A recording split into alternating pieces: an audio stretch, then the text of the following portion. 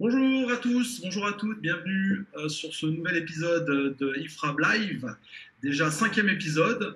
J'espère que vous prenez toujours autant de plaisir à nous suivre, en tout cas pour nous c'est le cas. Et aujourd'hui, nous avons comme invité Jordan Bernard. Jordan Bernard qui va faire son intervention sur le jeu en lecture.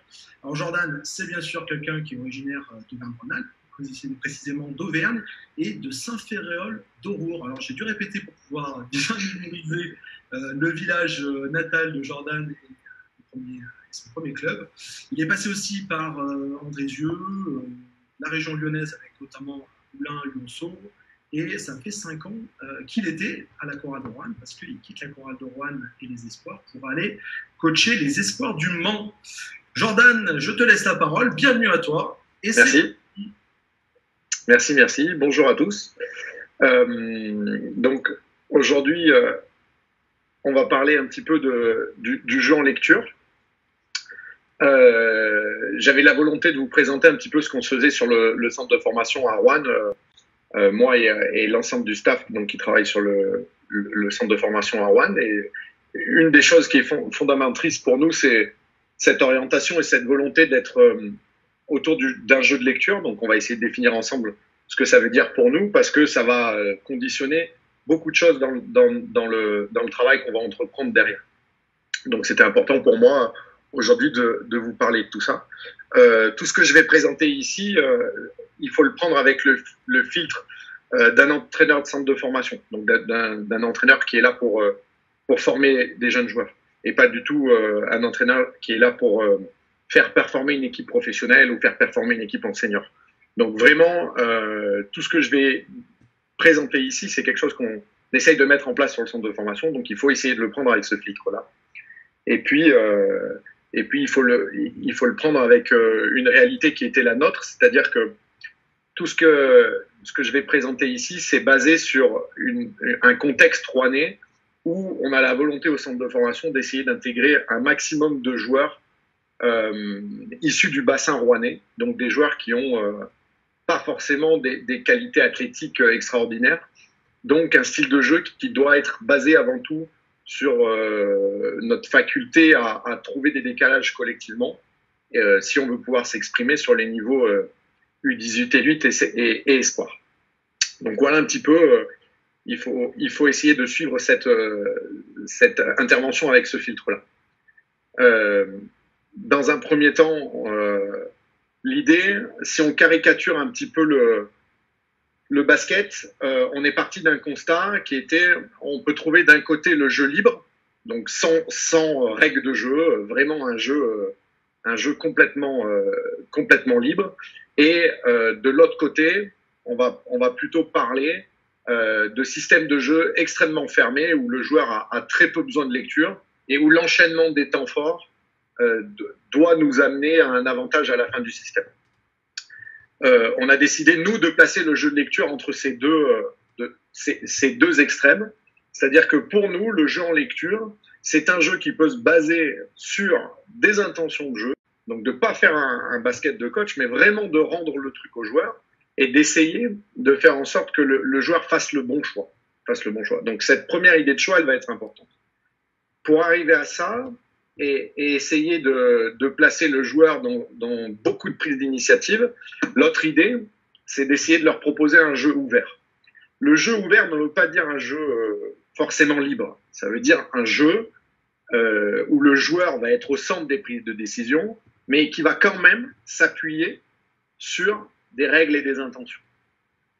Pourquoi des règles et des intentions ? Parce que on pense que pour qu'il y ait un langage commun qui se mette en place, pour qu'il y ait un travail collectif qui soit mis en place, le joueur, il doit obligatoirement avoir en tête certaines règles de fonctionnement.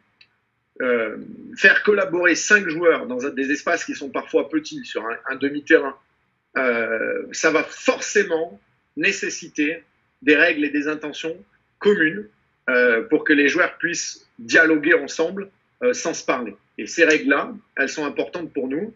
Et on verra dans la suite comment on va s'appuyer sur ces règles-là pour amener le joueur vers ce jeu de lecture. Forcément, une fois qu'on avait posé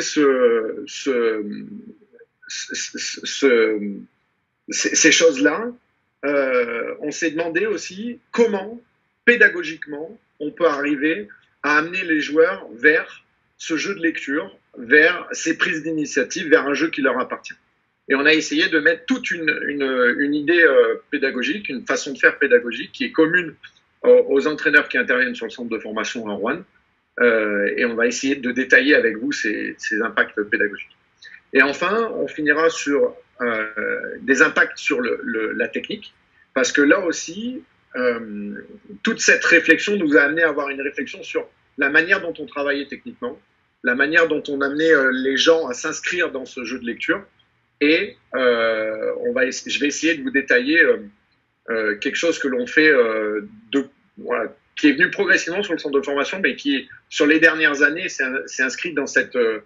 on a essayé d'inscrire vraiment ce travail technique au centre de la volonté qu'on ait de proposer un jeu en lecture.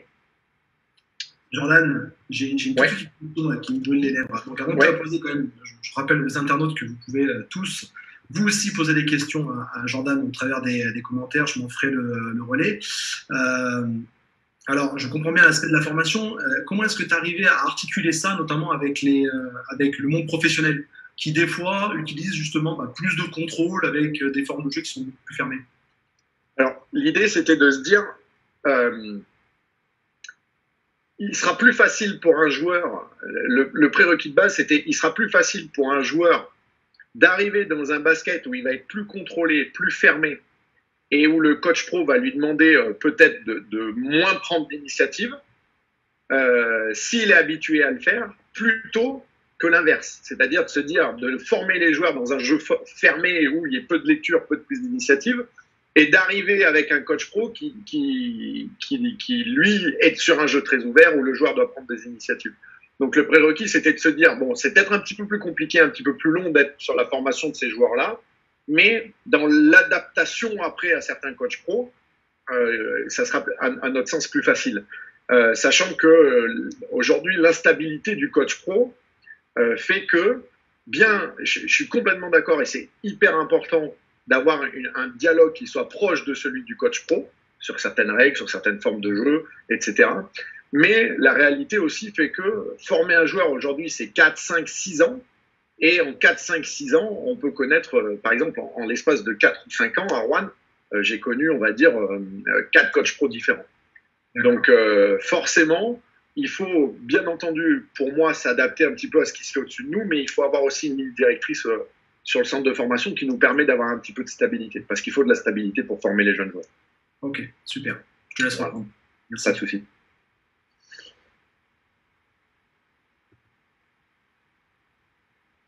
Donc, l'intervention, elle va s'organiser un petit peu comme ça. Je vais vous montrer les intérêts qu'on a à jouer autour de ce jeu de lecture. Les problématiques aussi que ça nous a posées. On reviendra sur la notion de choix. Qu'est-ce qui découle de cette notion de choix? Un équilibre entre le jeu ouvert et les règles et les intentions. Donc, j'ai commencé à parler. On présentera les impacts pédagogiques que ça a pour nous, les impacts autour du travail technique, et sur la fin, on essaiera à partir de quelques vidéos du centre de formation d'imager ce que l'on peut appeler le jeu en lecture sur le centre de formation. Donc les intérêts. Un des premiers intérêts, c'est de rendre le jeu au joueur. C'est une vraie volonté pour moi, c'est que le joueur soit le premier acteur du jeu. C'est lui qui doit décider, c'est lui qui doit orienter le jeu, c'est lui qui doit prendre cette initiative. Et on essaye de rendre le moment du choix au joueur. C'est important pour nous, ça, c'est que le joueur il ait suffisamment de confiance en lui, qu'il se sente suffisamment confiant en l'équipe pour, au moment de décider, ne pas ressentir une certaine pression et oser prendre cette initiative individuelle. Ça, c'est important pour nous. La deuxième chose, c'est d'essayer, dans cette idée de lecture, dans cette idée de formation, d'amener le joueur à de l'autonomie. C'est-à-dire que le joueur il doit être capable plus tard de s'adapter à une multitude de situations, à une multitude de coachs pro, parce qu'il va en rencontrer différents dans sa vie, et d'être capable de s'adapter à chacun. Donc essayer de le rendre autonome donc de décider par lui-même, et intelligent, même si intelligent, voilà, c'est un terme, on va dire intelligent dans le jeu, qui soit capable de s'adapter à différentes situations. L'idée aussi par rapport à la formation du joueur, c'est de proposer un jeu qui soit propice à la prise d'initiative individuelle. Cette prise d'initiative individuelle, elle doit permettre aux joueurs d'exprimer ce que l'on est en train de travailler techniquement, tactiquement, à l'entraînement, et de prendre des initiatives dans le jeu pour valider son évolution. Pour nous, il est important que le joueur il se voit progresser, et pour se voir progresser, il faut jouer, on va dire la validation de la progression d'un joueur, quoi qu'on en dise, c'est le résultat dans le 5-5. Pour moi, il ne faut jamais perdre de vue ça. C'est très beau d'avoir un joueur qui progresse techniquement devant un plot ou devant une chaise. S'il n'est pas capable de le transférer dans le jeu à 5, pour nous, ce n'est pas intéressant. Donc, favoriser les prises d'initiative pour que le joueur il puisse valider ses évolutions. L'autre chose, c'est toujours en rapport avec le public que l'on entraîne. Si on veut s'exprimer face à des équipes plus athlétiques que nous, il faut qu'on soit sur un jeu de continuité et d'enchaînement. Chaque fois qu'on arrête la balle et qu'on retombe sur un rapport de 1 contre 1 arrêté, on est en difficulté par rapport aux qualités des joueurs que l'on a. Ce jeu de lecture, il va nous permettre ça dans le sens où si chaque joueur est capable de prendre des informations et de réagir aux actions des autres, basées sur un langage commun, sur les intentions qu'on va avoir, ça va nous permettre de faire en sorte que le jeu il ne s'arrête jamais. Et ça, c'est important pour nous, d'être dans une continuité du jeu, d'abord tout terrain, puis enchaînement sur le demi-terrain, pour garder les avantages qu'on va créer et avoir des situations où on a toujours un temps d'avance face à la défense. Et la dernière idée, et ça c'est intéressant pour moi aussi, c'est que ce jeu-là, il s'adapte à la défense. C'est-à-dire que, quelle que soit la défense qu'on va nous proposer, normalement, on doit pouvoir trouver des solutions. Voilà, ça c'est les intérêts qu'on y trouve. Et c'est pour tous ces intérêts que ce jeu-là, pour moi, il doit être prépondérant dans la formation du jeune joueur. Pour moi, c'est vraiment un jeu qui doit être au service de la formation du jeune joueur. Et c'est pour ça qu'on était parti là-dessus sur le centre de formation de Rouen. Maintenant, sur les problématiques que ça rencontre, dès qu'on va parler de choix, on va parler d'erreur. Forcément. Le jeune joueur, en formation, si on lui demande de faire des choix, on doit accepter qu'il se trompe. C'est obligatoire. Donc forcément, c'est un style de jeu qui va engendrer des balles perdues. On le sait, cette année, on s'est battu avec ça, avec l'équipe Espoir, pour limiter ces erreurs-là au maximum, mais on n'était pas non plus dans une démarche de forcément avoir un retour par rapport à ces balles perdues-là, parce que pour nous, si on accepte que le joueur soit au centre de l'initiative, on doit accepter qu'il perde des ballons. Sinon, on va le limiter dans sa création et on va le limiter dans sa prise d'initiative individuelle. Donc ça, déjà, c'est une idée qui est forte chez nous. La balle perdue, bien entendu, on essaye de la diminuer, mais on n'essaye pas qu'elle soit la première chose à laquelle on pense quand on décide de jouer. On n'est pas dans une maîtrise de nos balles perdues. On essaie de le diminuer, mais vraiment, on accepte que les joueurs ils prennent des risques et qu'ils perdent des ballons sur les intentions de lecture. La deuxième problématique qui peut se poser, c'est si le jeu appartient au joueur, le coach il peut avoir à quelque part l'impression de perdre du contrôle sur le jeu. Pour moi, c'est pas un problème parce que je veux que les joueurs jouent, mais ça peut poser certains problèmes à certains coachs, notamment sur le haut niveau, que je comprends complètement, parce que qui dit besoin de résultats dit aussi besoin de contrôle pour le coach. Donc ça peut être une problématique. Un petit peu dans le même sens, plus on va monter sur les niveaux, sur l'équipe Espoir par exemple, il faut trouver un juste équilibre entre une ouverture du jeu où le joueur il est capable de prendre beaucoup d'initiatives et quand même une certaine orientation du jeu en fonction de l'équipe qu'on a en face de nous, en fonction des joueurs que l'on a en face de nous, pour essayer de performer. Parce qu'il faut aussi dans l'apprentissage être dans la volonté de faire performer les jeunes joueurs. Et la dernière, forcément, si on n'est que sur un jeu basé sur la lecture du jeu, votre performance le jour J, elle va dépendre de la qualité de vos choix. Si votre jeu est très simple, ce que nous on essaye d'avoir, orienté autour d'un ou deux temps forts maximum, si les joueurs se trompent, votre équipe elle n'est pas performante. Donc ça pour moi c'était important dans la formation aussi, dans le sens de dire ça nous permet de valider aussi la qualité de nos choix le jour J, quoi. Super. J'ai une question hyper directe. Dis-moi. Qui n'est pas simple, je pense. C'est pour coach débutant ou coach expérimenté, ce jeu en lecture? Ni l'un ni l'autre, les deux. Les deux, je pense que on peut très bien entraîner des jeunes catégories avec cette volonté de laisser le choix aux joueurs. Après, il faut juste se former sur, et on va y revenir derrière, sur, dans cette situation, dans une situation problématique, quelle réponse je veux que mes joueurs aient. Et ça, si tu veux, chaque coach peut avoir sa propre réponse. C'est-à-dire que moi, aujourd'hui, autour du pick and roll, autour d'un type de défense, je vais avoir 7 réponses. Un autre coach pourra avoir une réponse complètement différente, basée sur ses croyances, basée sur ses affects, basée sur les joueurs qu'il a, etc.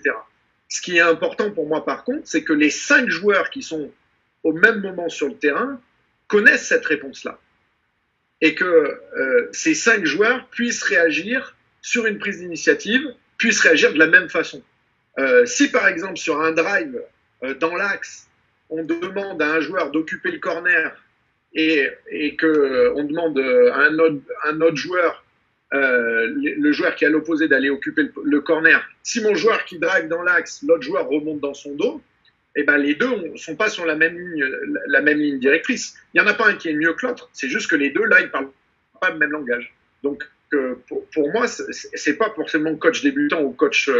le coach débutant fera peut-être des choses un peu plus simples, le coach confirmé aura peut-être un peu plus de bagage et arrivera sur des collaborations un peu plus complexes. Mais pour moi, ce n'est pas une question de coach débutant, c'est plus une question de philosophie et de voir comment on va arriver à faire jouer ces gamins, quoi. Je comprends bien. Mais en fait, je m'étais fait cette réflexion-là parce que, tu vois, si tu prends un peu, alors c'est caricatural ce que je vais dire, mais si tu prends un peu un continuum, généralement, quand tu commences à entraîner, tu veux que tout soit sous contrôle, y compris je pense que tu veux dire. Qui va bien. Quand tu prends de la maturité, et ben, effectivement, tu te permets d'ouvrir un peu plus ton jeu. Et puis, des fois, quand la pression du résultat est là, des fois, tu refermes à nouveau un tout petit peu. Je suis d'accord avec ça. Je suis d'accord. Moi, c'est quelque chose qui m'est venu avec le temps. Voilà. Et c'est quelque chose qui m'est vraiment venu sur le centre de formation. J'avais déjà un petit peu cette philosophie avant sur l'assistanat en National 2, sur mes équipes jeunes, mais vraiment, on a poussé le truc à l'extrême sur le centre de formation de la Croix. Donc, je suis d'accord. Par contre, ça vient avec le temps, à mon avis. Ok, merci.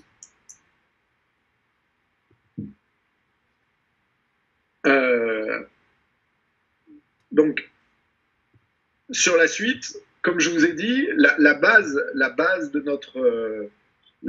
notre jeu en lecture, ça va être la capacité des joueurs à faire des choix. Et donc, on est parti de ce postulat-là et se dire, OK, pour choisir, il faut quoi? Qu'est-ce qui est nécessaire aux jeunes joueurs pour choisir? Et on s'est aperçu que dans le basket, il y a une multitude d'informations.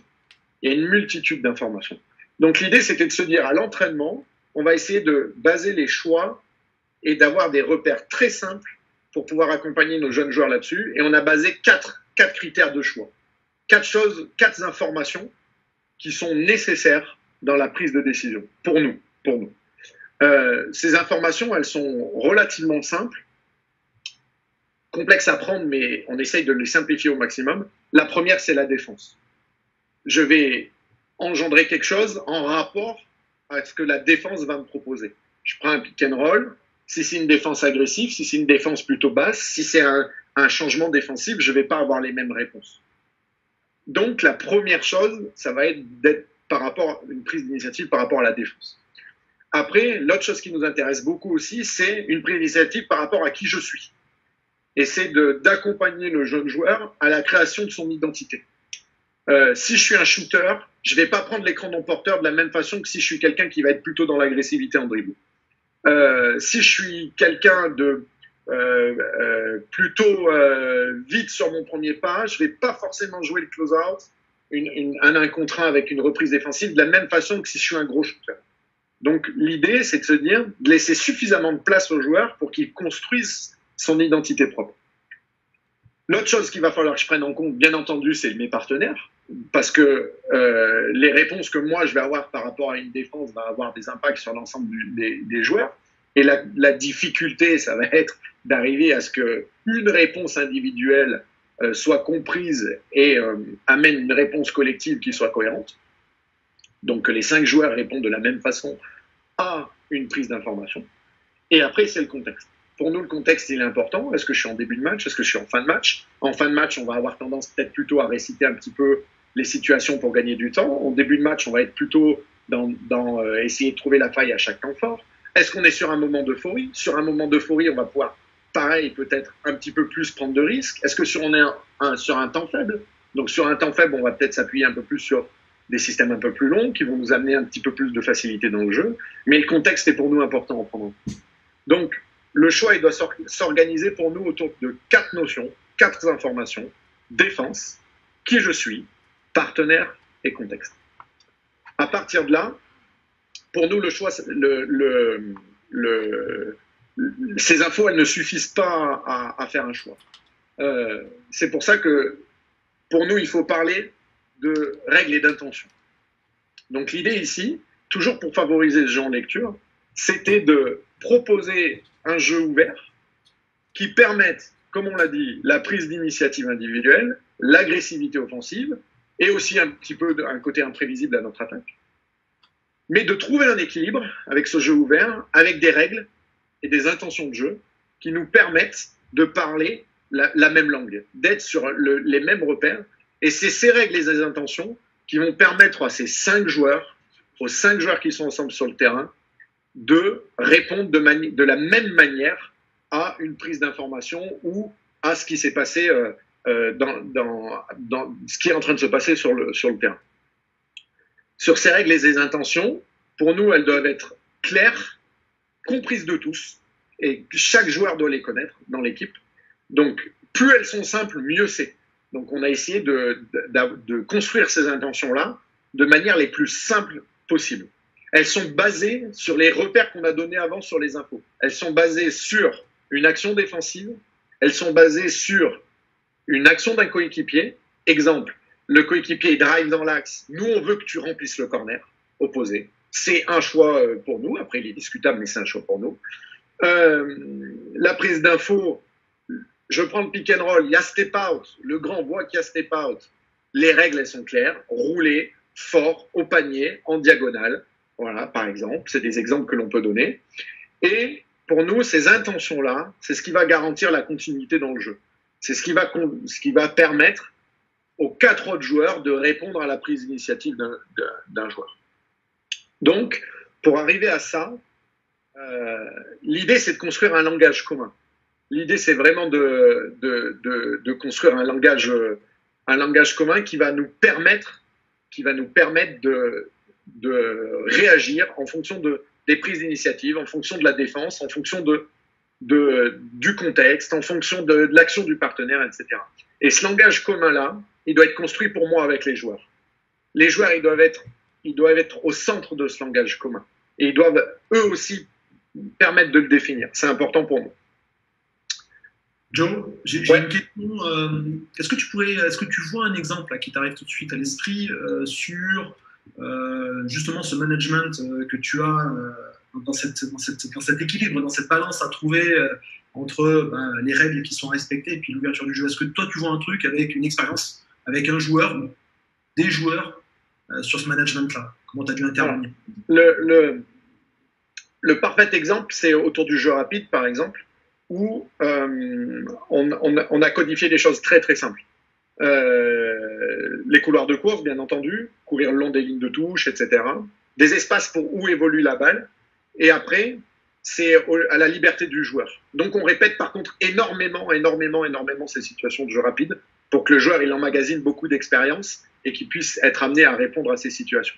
Mais par exemple, j'avais un meneur de jeu, Gaëtan Méniel, qui est très fort dans ces jeux de relance-là, qui est très vite, et on est toujours avec lui en dialogue, donc souvent sur des retours vidéo ou sur des moments d'entraînement, ok, là tu es sur une prise d'initiative individuelle, tu traverses le terrain, tu vas scorer, et puis des fois, tu traverses le terrain, le mur se ferme et tu perds la balle. Donc d'être dans un dialogue avec lui, de dire, ok, quel repère pour toi, quel repère tu vois dans cette situation qui ne te permet pas d'aller au bout. Et à partir du repère qu'il va me donner, d'essayer de construire avec lui. Ok, là tu vois, le repère c'est quand tu drives là et que tu as cette prise d'information là, que toi tu vois ça, la réponse c'est peut-être celle-ci. Essaye. Et on construit un petit peu comme ça. Donc dans un échange. Si je reprends le même exemple autour du pick and roll, toujours avec le même joueur, c'était de dire, et l'exemple il est après dans la présentation, face à cette défense, voilà ce qu'on veut faire, qu'est-ce que toi tu vois? Ben moi, face à cette défense-là, je vois que le grand il sort très fort sur moi. Ok, comment tu veux y réagir? Ça ne donne pas la solution. Non. Ouais. On essaye constamment.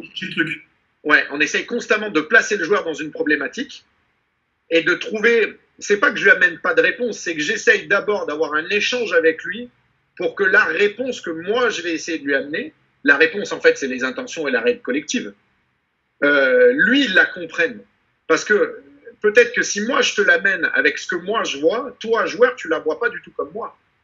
Et donc on est sur deux réalités différentes et on peut pas communiquer.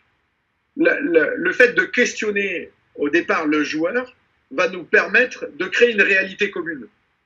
Donc sa réalité va devenir ma réalité, donc notre réalité. C'est un peu alambiqué comme ça, mais l'idée c'est de créer des repères communs, donc moi et Gaëtan, moi et Arthur, donc avec les joueurs, pour dire ok, quand moi je vois ça, toi qu'est-ce que tu vois? Ok, maintenant qu'on voit la même chose, on peut discuter et trouver des réponses communes.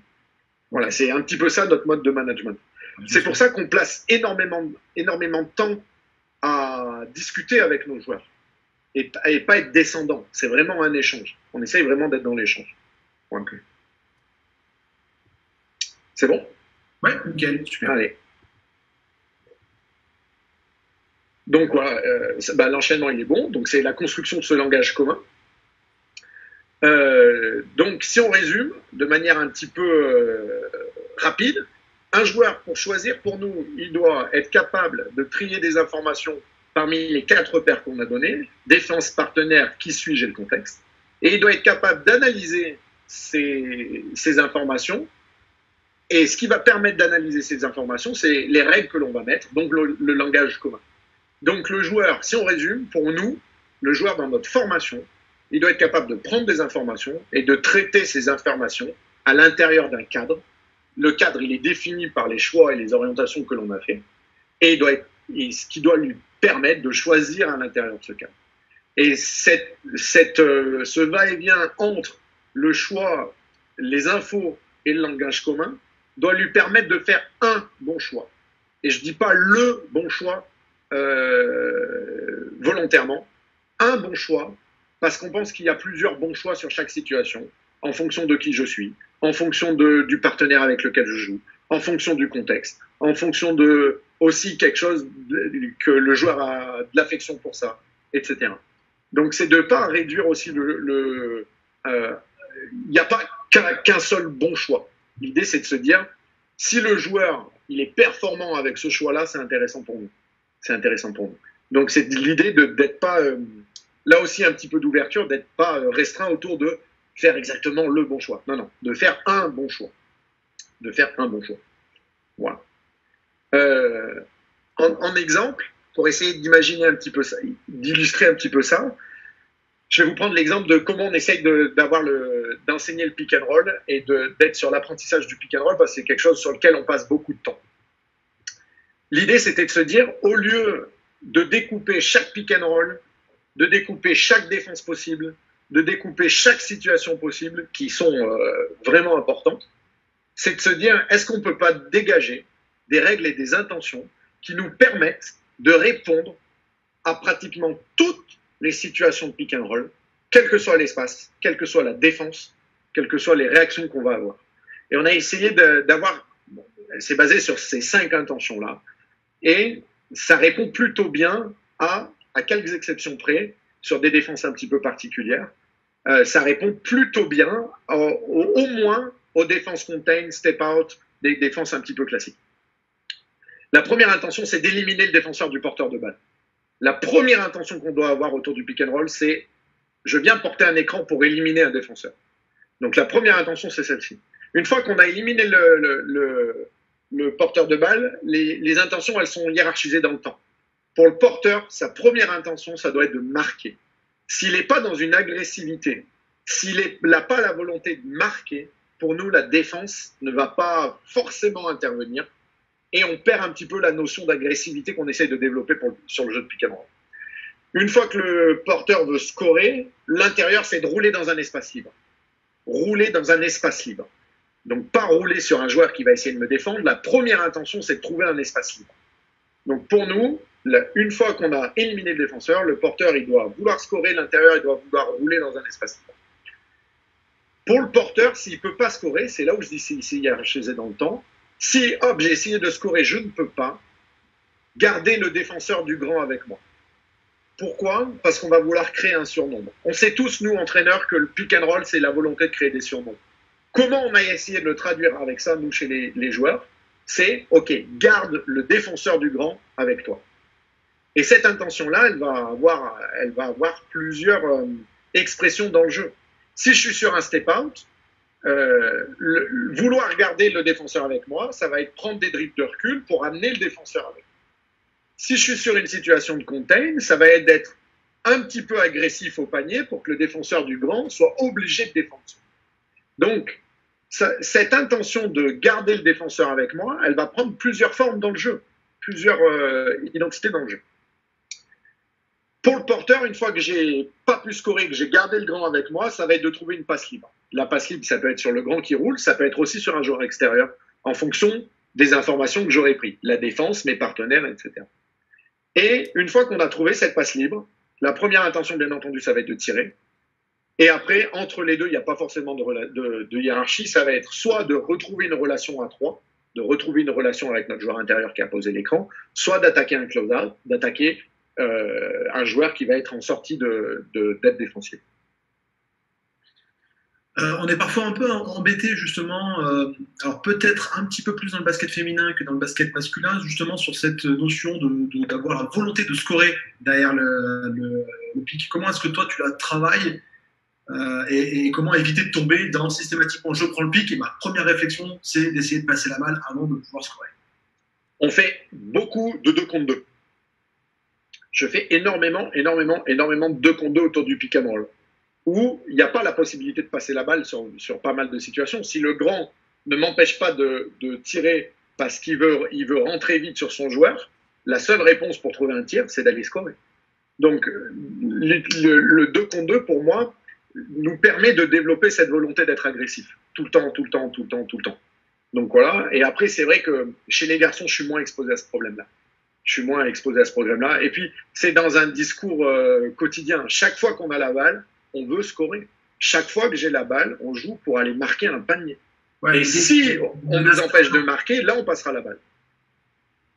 C'est d'être une menace permanente, l'idée, en fait.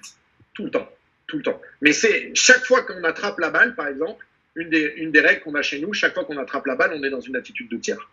On n'est pas dans une attitude où je vais protéger mon ballon, etc. Sauf si je sais que le défenseur est déjà sur moi. Mais par exemple, dans le jeu de fixation-passe, chaque fois que j'attrape la balle, la première intention, c'est le tir. Il faut vouloir tirer constamment. Donc, si tu veux, c'est un discours qu'ils ont quotidiennement. Donc, au bout d'un moment, ils ont cette volonté d'être agressifs. D'accord. Okay. Ce que je te propose, c'est... J'ai une vidéo pour illustrer un petit peu les intentions là autour du pick and roll. Okay. Donc, hop, je vais vous passer une petite vidéo commentée pour essayer de montrer un petit peu les choses. Quelques clips vidéo pour vous rappeler les intentions qu'on a et imaginer un peu ce qu'on a dit. Donc, première intention, prendre le pick and roll avec l'intention de scorer. Ce que va faire notre numéro 13 ici, éliminer le numéro 8 de défenseur pour pouvoir aller scorer. C'est notre première intention. Deuxième intention, si on ne peut pas aller scorer, ça va être de garder le grand avec nous pour pouvoir trouver une passe libre. Ici, ce qui est intéressant de noter, c'est les attitudes du porteur de balle. Le porteur de balle va prendre le pick and roll, essayer de garder le joueur avec lui pour trouver une passe libre, ici sur le grand. Sur les clips qui suivent, le rôle du grand va obliger les défenseurs extérieurs à venir aider. Et ce qui est intéressant de noter, c'est l'attitude de tête du numéro 6 qui prend des informations sur le jeu pour pouvoir trouver la passe libre sur le numéro 13. Ici sur une défense contain. On va retrouver la même situation sur une défense un peu plus agressive, un step out, avec les mêmes attitudes pour le porteur de balle, qui va chercher à prendre des informations sur le jeu, voir l'aide défensive, l'aide de l'aide, et trouver la passe au numéro 13. Enfin, sur la dernière situation, le porteur de balle trouve une passe libre sur le jeu extérieur, et le joueur extérieur n'a pas le tir, il va retrouver une relation avec le joueur intérieur, ce qu'on appelle une relation high-low. Donc ici, voilà, relation en triangle, relation halo pour notre numéro 12. Donc la vidéo, elle a permis un petit peu d'illustrer mes propos sur les intentions on peut avoir. Dans l'apprentissage, on fait énormément d'allers-retours avec ces intentions-là. Voilà, on passe énormément de temps entre une situation, quelles intentions on a pour trouver des réponses, pour que le joueur puisse trouver des réponses. Donc, ça me permet d'arriver sur les impacts pédagogiques. Quel impact pédagogique ça a sur notre façon d'essayer d'enseigner les choses sur le centre de formation? La première idée, c'est on est constamment dans la volonté de donner du sens aux choses. On me l'a beaucoup répété sur mes formations d'entraîneur. C'est une notion que j'avais un petit peu du mal à comprendre au départ. Qu'est-ce qu'on entend par donner du sens? Et moi, des fois, j'ai besoin de simplifier un peu les choses. Pour simplifier ça, l'idée, c'est le joueur, il doit constamment comprendre pourquoi il fait ça et comment je vais m'en servir dans le jeu. Donc, toujours, pour nous, l'important, chaque fois que le joueur il fait un exercice, il doit comprendre pourquoi ça va être important pour lui dans le jeu et comment il va s'en servir dans le jeu. Donc, on est systématiquement en train de faire des allers-retours entre les situations qu'on est en train de leur proposer pédagogiquement, les exercices et ce que ça va leur amener dans le jeu. La deuxième idée, c'est de partir du jeu. Alors, partir du jeu, on peut l'entendre. Ok, je pars du jeu pour sortir des exercices, pour donner du sens à ce que je viens de faire, à ce que je vais proposer. Donc, ce que j'ai expliqué avant. Nous, l'idée là de partir du jeu, c'est, par exemple, quand on est dans une phase d'apprentissage du pick and roll, les premières situations, avant de leur amener les outils techniques, on les met dans la situation de pick and roll, dans le 2 à 2, dans le 2 contre 2, dans le 3 contre 3, etc. Parce que je pense qu'avant de pouvoir travailler techniquement sur une situation, le joueur il doit comprendre et visualiser à quoi ça lui sert dans le jeu. Donc, pour nous, chaque début de cycle, on passe par du jeu. C'est pour ça qu'au début de l'année, les premières semaines de reprise, on passe énormément de temps à jouer. Même s'il y a des erreurs techniques, c'est pas grave. Même s'il y a des erreurs de lecture, c'est pas important. On veut que le joueur se rende compte de ce qu'il va vivre et de quelles sont les problématiques qu'il va avoir. Donc de partir du jeu. L'autre idée, c'est de s'appuyer sur les intentions. On l'a vu sur le pick and roll. Une fois que le joueur, par exemple, va prendre le pick and roll, qu'il a les intentions en tête, ok, on veut que tu scores. Comment tu peux scorer? Ok, trouve un moyen de scorer autour de cette situation. Donc techniquement, il va développer quelque chose. Ok, là, garde le grand avec toi. Trouve un moyen de garder le grand avec toi. Et on va l'aider. S'il ne trouve pas la réponse technique, on va l'aider. On va lui dire, bah, là, peut-être, sur le pick and roll, autour du contain, l'intérêt, c'est peut-être de garder ton joueur dans ton dos. Donc, d'arriver à garder ton joueur dans ton dos pour que le grand soit obligé de défendre sur toi, etc. On va lui amener aussi des réponses s'il n'arrive pas à les trouver, mais on va toujours essayer de partir de ses intentions. Une chose qui est importante, on s'est aperçu que ce jeu de lecture, il engendre beaucoup d'erreurs au départ. Et l'erreur, elle casse la confiance. Donc, il faut avoir un message quotidien avec les joueurs pour essayer de remettre l'erreur à sa juste place et de faire de l'échec juste une tentative qui n'a pas abouti. Donc, en te trompant, tu as trouvé quelque chose qui ne marchait pas. C'est pas grave. On va essayer de trouver quelque chose qui marche. Donc, un petit peu désacraliser l'échec. D'enlever cette notion d'échec pour que le joueur, à l'entraînement, il se trompe. C'est pas important. Et par contre, d'avoir tout de suite, si tu t'es trompé, pourquoi tu t'es trompé? De ne pas laisser le joueur avec son échec. D'être dans, ok, là, tu te trompes de lecture, pourquoi? Pourquoi tu fais ce choix-là?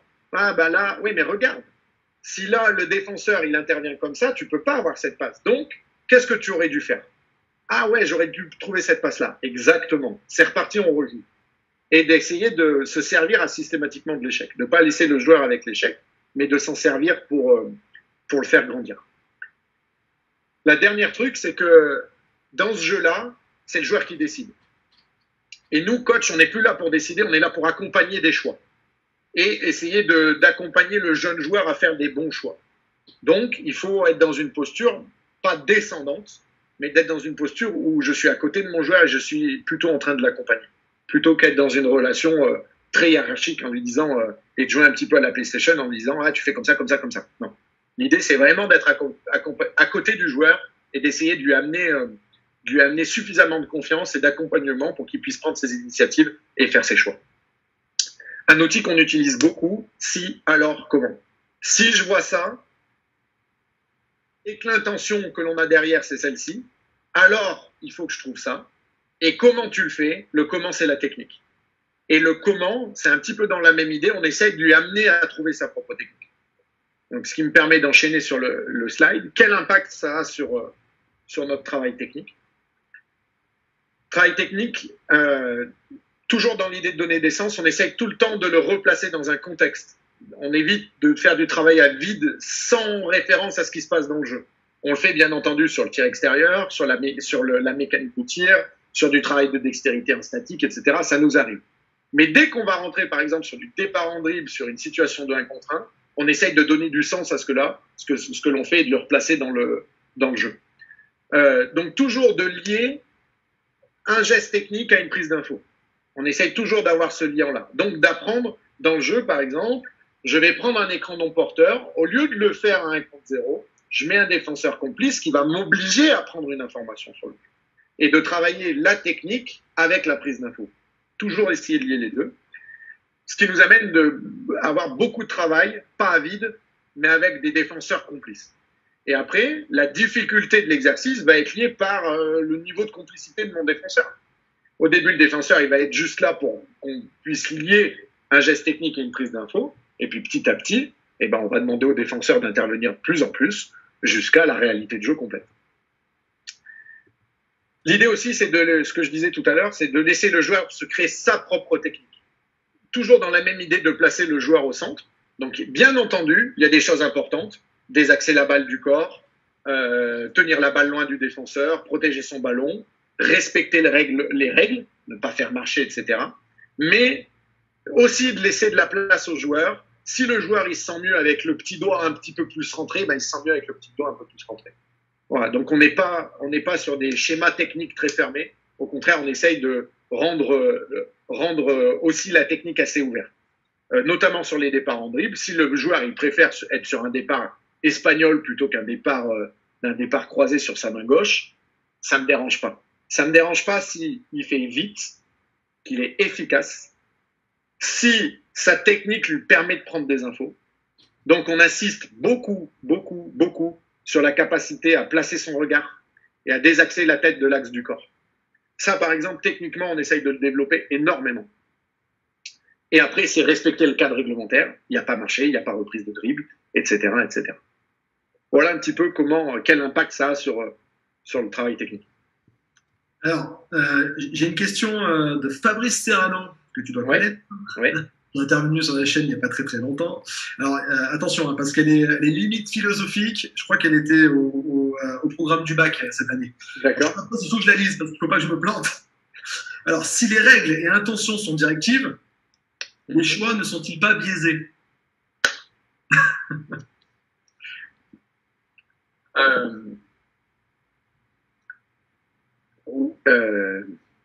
Forcément, si. Je suis assez d'accord avec ça. Mais pour moi, on peut pas collaborer à 5 joueurs si on ne parle pas de la même chose. Parce que si je reprends l'exemple d'un pick and roll, par exemple, il va exister plusieurs réponses à un step out ou à un contain. Si le joueur porteur des balles répond d'une manière, si le grand répond d'une manière, si les extérieurs autour d'eux répondent d'une autre manière, pour moi, il ne peut pas y avoir d'entente collective. C'est comme ça que je réfléchis. Donc forcément, les intentions, elles doivent être directives. Je ne suis pas sûr que ce soit des intentions directives, mais elles doivent permettre, en tout cas pour moi, que les 5 joueurs sur le terrain ils parlent le même langage. Donc forcément, le choix il va être orienté, biaisé, je ne sais pas, mais orienté, oui. Biaisé, je ne sais pas, mais orienté, oui. Voilà. Ça rejoint une autre question qui était plutôt sur la co-construction des règles collectives. Est-ce qu'effectivement, ça peut aussi venir des joueurs? Voilà. Ça peut aussi venir des joueurs. Ça peut aussi venir des joueurs dans le sens où, si on reprend par exemple l'attaque du pick and roll, mon meneur de jeu, Gaëtan Méniel, avait une grosse faculté sur les steps de passer entre le poseur d'écran et le step out, de passer entre les portes du saloon. C'est Monclar qui disait ça. Hop, et de récupérer la balle. Cette faculté-là, si tu veux, nous au départ, on ne l'avait pas codifiée. On n'avait pas dit, s'il se passe ça, comment on réagit? Et c'est l'initiative du joueur qui nous a amené à codifier ces choses-là. Donc, si tu veux, le jour où Gaëtan il nous a fait ça plusieurs fois, on a posé la question au grand, qu'est-ce que tu pourrais faire? Là, s'il est profond et qu'il amène mon joueur avec lui, peut-être que si moi je reste ici, je peux avoir un tir. Voilà, peut-être que c'est une des réponses que l'on peut amener. Donc, l'une des intentions, c'était peut-être celle-ci. C'est par ton observation, ton expertise que tu arrives à repérer des fois une bonne pratique, de la piocher, et puis après, donc du coup, toi, de la codifier en tant que coach. C'est ça le truc. Ouais. Mais la bonne pratique, si tu veux, ça va être ce que mon joueur il maîtrise. Là, ça nous est arrivé parce que Gaëtan a une faculté forte à ça. Donc, ça nous a amené à essayer de les répondre parce que dans le jeu, il l'utilisait souvent. Voilà. Ok, super. Voilà. Pour finir, l'idée c'est de s'appuyer sur 2 petites vidéos d'une de nos formes de jeu. Donc là, c'est la présentation de notre forme de jeu. C'est notre forme de jeu la plus longue et la plus complexe qui est arrivée sur la fin de saison. Et de vous montrer comment on peut à la fois la réciter et être sur une forme de jeu plutôt fermée, et comment on peut, à l'intérieur de ça, être sur un jeu plutôt en lecture. Donc, je vais vous passer la vidéo sur la forme fermée. Donc voilà, sur ce clip vidéo, je vais vous présenter une de nos formes de jeu longues qu'on va jouer sur cet exemple de manière très, très fermée. Voilà, on note que les joueurs n'ont pas du tout l'intention de jouer chaque temps fort. Ils sont plutôt dans une récitation d'un système de jeu où là, donc, on est complètement à l'opposé du jeu de lecture pour arriver sur le dernier temps fort et arriver à faire tourner le chrono sur une situation de fin de match. Donc je vous la remets, c'est exactement le même clip.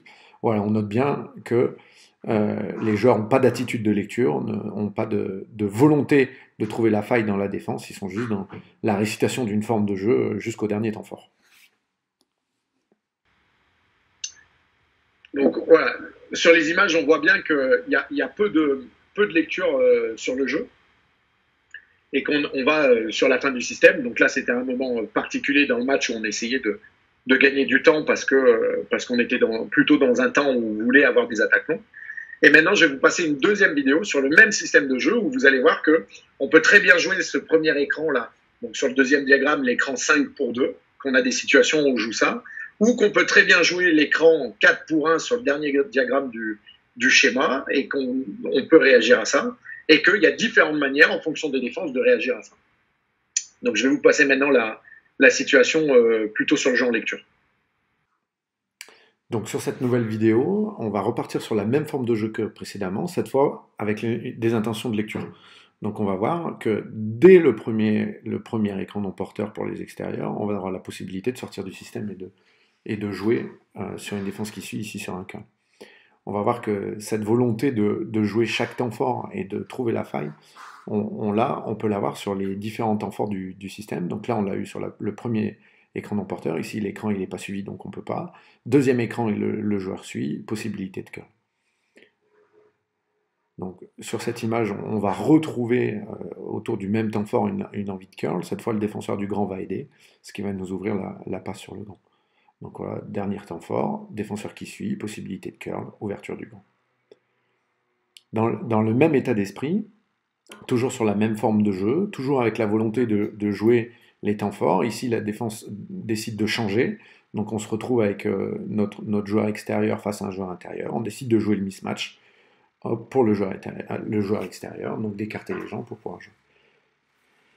Toujours dans la même idée, hop, toujours sur le même écran, avec ici aussi un switch, et cette fois on décide d'amener la balle sur le jeu intérieur, voilà, pour essayer de jouer le mismatch grand-petit. Voilà, petite vidéo pour imager ce que l'on entend entre jeu fermé et possibilité d'être sur la volonté à chaque temps fort de lire la défense et essayer de la punir et de trouver la faille, quel que soit le temps fort, quel que soit le moment de la possession. Voilà, j'en ai fini sur la présentation. Maintenant, Yann, si tu as des questions qui sont remontées, c'est avec plaisir que j'y répondrai. J'ai pas mal de questions, je ne sais pas si on va pouvoir toutes les passer. Merci aux internautes d'avoir réagi, mais j'en ai quelques-unes à te partager. La première, c'est sur la polyvalence. Est-ce que le jeu en lecture nécessite une polyvalence très forte chez le joueur en général? Pas forcément. Pas forcément, parce que l'idée, c'est aussi de trouver que le joueur puisse trouver sa place. Donc, si le joueur sait faire plusieurs choses, il sera amené à faire plusieurs choses dans le jeu, bien entendu. Et nous, coach, on va essayer de tirer ça, de mettre ça en avant. Mais si, par exemple, au contraire, on a des joueurs qui sont hyper spécialistes de quelque chose, par exemple, quelqu'un qui est très shooter, au contraire, on va essayer de renforcer ça aussi. Que chaque situation, il va essayer de la lire avec le filtre « je suis un shooter, autour de cette situation, comment je peux tirer ?» Donc, pas forcément. La polyvalence n'a pas forcément à voir avec ce jeu en lecture. Comment est-ce que tu gères la différence de compréhension entre tes premières années et tes deux? Déjà, ils ne s'entraînent pas forcément tout le temps ensemble. Donc, les groupes sont séparés. Et après, c'est l'échange. C'est la faculté à, ce que je disais tout à l'heure, à passer pas mal de temps à discuter avec les joueurs. Donc, forcément, des fois, à l'entraînement, il y a un petit peu des coupures de 10, 15, 30 secondes parce que je suis en train de parler avec un joueur et que je parle individuellement avec un joueur. Donc, ce qui permet aussi, des fois, à mon assistant de passer au milieu d'autres joueurs pour corriger des choses que lui, il a vues. Mais c'est d'essayer d'individualiser aussi nos retours. Donc, ça prend peut-être un peu plus de temps dans la mise en place des choses. Mais par contre, je pense que sur le long terme, les joueurs, ils évoluent un petit peu plus vite et surtout, c'est plus stable. C'est-à-dire qu'ils avancent et que c'est ancré en eux, quoi. Voilà. D'accord. Ma dernière question, tu as tes sources d'inspiration. Où est-ce que toi, tu vas puiser des ressources pour pouvoir te renouveler en permanence par rapport à ton job? Déjà, ma formation de STAPS. J'ai eu une formation licence STAPS à Saint-Étienne. Après, j'ai participé à un Master 2 plutôt dans le monde de la recherche et un Master 2 sur l'entraînement sportif, la réathlétisation et de la prépa mentale. Donc, ça m'a amené une espèce d'ouverture d'esprit et de voir un petit peu ce qui se faisait en dehors de notre sport. Je m'intéresse aussi pas mal à ce qui se fait en dehors de notre sport, au foot, au hand, au rugby, sur l'école de rugby, des choses comme ça. Donc, c'est des sources d'inspiration pour moi. À côté, il y a aussi une vraie étape dans le dialogue avec les joueurs. J'ai passé un DU de préparation mentale et qui m'a ouvert les yeux sur pas mal de choses, notamment sur le fait que pour entrer en relation avec un joueur, il fallait qu'on arrive à parler de la même réalité. Ça, pour moi, ça a été quelque chose de vraiment, vraiment déterminant dans le fait de se dire, mais en fait, si ça se trouve, sa réalité et la mienne, c'est pas du tout la même, et du coup, on peut pas dialoguer. Donc, d'essayer d'arriver à baser des choses et de comprendre ce que lui il voit, ce que moi je vois, et d'en dégager quelque chose de commun. Voilà, ça a été un vrai pas aussi pour moi. Et puis après, c'est les échanges avec d'autres entraîneurs, les échanges avec, les échanges, quoi, d'essayer de beaucoup échanger. D'accord, super. Voilà. Un grand merci, Jordan. C'était merci à vous. Intéressant sur tout ce que tu as dit, ton intervention, la volonté d'échange. Très cool de ta part. Merci aussi à Marion qui était à la réalisation. Hein. Vous ne la voyez pas, mais je peux vous dire que c'est un sacré boulot et qu'on a essayé de passer un petit pas en avant, là, notamment avec les vidéos et que la solution a été trouvée. Ça, c'était très, très cool. Merci aussi à Guillaume pour tout l'habillage graphique que vous pouvez voir, pour les vignettes, tout ça. Merci aussi, bien sûr, à Pierre-Olivier qui nous a quitté là sur les quelques lives qui viennent de passer, mais qui va très très vite revenir. J'ai 2 chaînes YouTube à vous conseiller. D'abord, il y a Braise Basketball Coach de nos collègues bretons que vous pouvez retrouver sur YouTube avec plein d'interventions de ce type-là extrêmement intéressantes. Et bien sûr, la chaîne FFBB Formation que vous retrouvez aussi sur YouTube. N'hésitez pas à commenter, à liker, à partager, à activer les notifications pour nous suivre sur nos différents réseaux sociaux, sur notre chaîne YouTube. Vous aurez le replay en début de semaine. Marion va y bosser très très vite. Sur Facebook et aussi sur Instagram. On a lancé un nouveau programme sur Instagram. C'est le mercredi à 18h. C'est un format très court avec des exercices hyper pratiques. Et mercredi, nous aurons Pierre Bonheur qui est CTF du comité Drôme Ardèche, qui coachait aussi cette année les U18 France de Saint-Vallier, qui va intervenir autour jouer pour s'échauffer. Donc ça sera mercredi. Et samedi prochain, nous aurons Thomas Andrieux, coach en Jeep Elite à Boulazac, qui interviendra. Voilà, je vous souhaite à tous et à toutes un excellent week-end. Merci encore Jordan. Portez-vous bien, restez chez vous. Bye bye.